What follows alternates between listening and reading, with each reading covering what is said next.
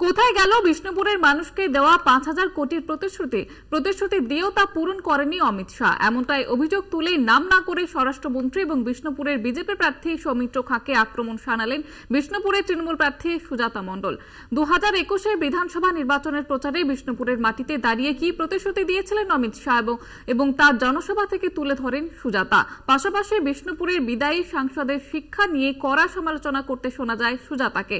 এই নিয়ে মুখ খুলতে নারাজ সৌমিত্র খাঁ। তৃণমূলে কাজ করতে দেয়নি দাবি বিজেপি জেলা সভাপতি অমরনাথ শাখার।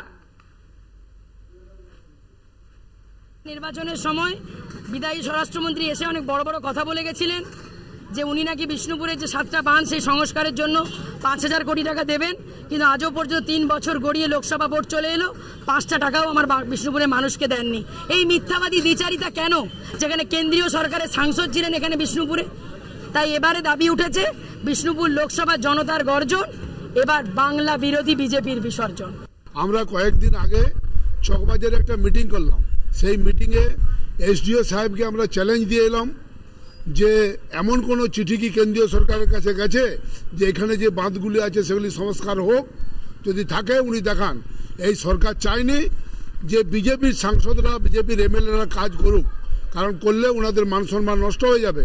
তার জন্য এই সরকার কাজ করতে দেয়নি।